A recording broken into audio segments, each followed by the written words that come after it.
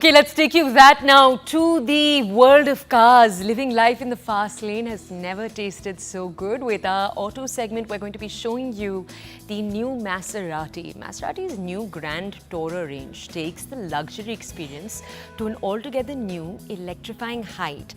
But you don't lose any of the iconic charm that you typically associate with this brand. Power, acceleration, dimensions, ride quality.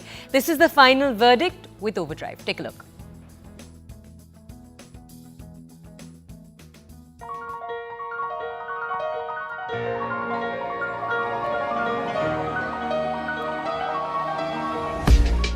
Stresa, nestled on the shores of the Grand Lake Maggiore, we've come to this beautiful, picturesque location to drive Maserati's latest offering, the Grand Cabrio. With those Alps casting that majestic shadow, that beautiful silhouette, the lake adding to the drama, reflecting the sky like a bright mirror, it's hard not to feel the romanticism of Italy in every nook and corner of this car, every curve, every line, from the head to the toe, everything inside the cabin. It's like a grand tour of Italian flair. After all, it is a cabriolet based on one of the best Grand Tourers that you can buy from Italy. There is, however, one small problem. You see, this is like a finely brewed Italian coffee, rich, robust, ready to invigorate your senses. But the Italians, they take their coffee very seriously. They love the espresso. Whereas this car, should you go grand touring with it, expects the Italians to have Americanos on the way. And that can attract a lot of ire.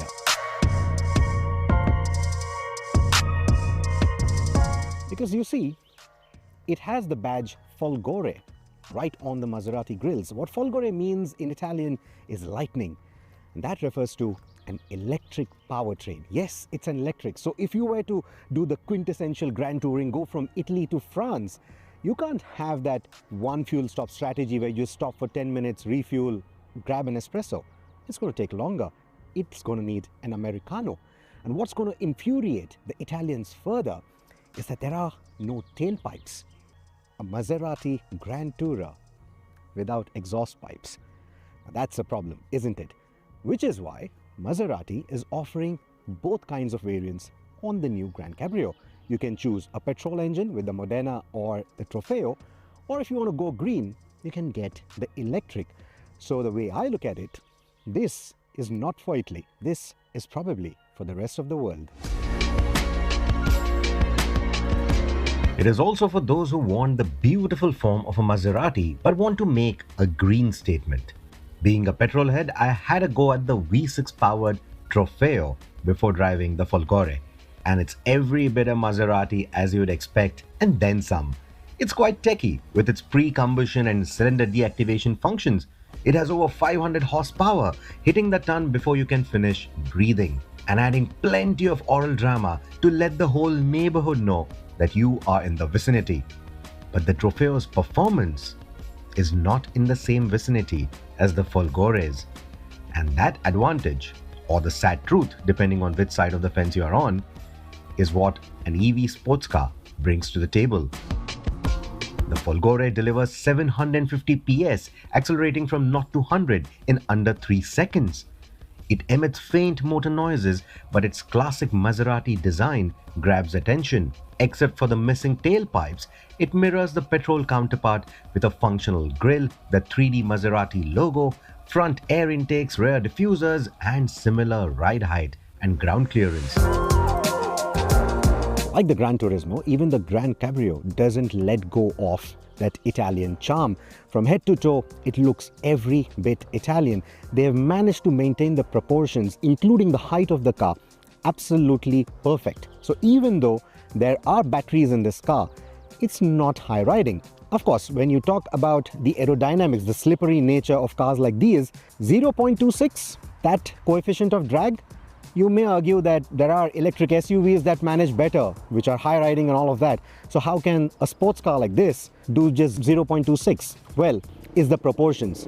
Going any lower or trying to make the front end overly sharp, that probably wouldn't work to the effect of making the car look the way it does right now. So what they've done is given us the classic silhouette that we love with a Maserati and at the same time manage to give it the aerodynamic efficiency that is required for an electric powertrain. The cabin is like Da Vinci meets Silicon Valley.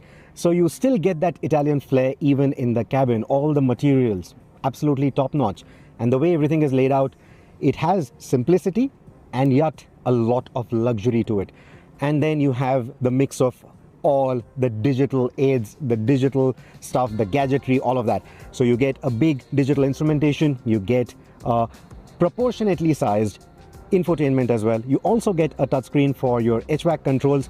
What I do not like, however, is switches for the drive selection, and the classic Maserati clock is now replaced with a digital display, which in this case also tells you the state of charge for the batteries. But overall, it still feels every bit Maserati, including the materials. They are doing some new materials in here, but none of it feels like a compromise. Everything feels absolutely luxurious. Speaking of the materials, the cabin is upholstered from nylon, recycled from fishing nets, and while it does not feel the same as leather, it has a unique, soft touch to it that does feel expensive. But apart from feeling rich, Maseratis need to be fast, and boy, does this go! Folgore rockets off the line like a scalded cat, bringing a grin rivaled only by an Italian chef's satisfaction after making the perfect tiramisu. All the Folgore models feature electric all-wheel drive, ensuring that every horse is used effectively.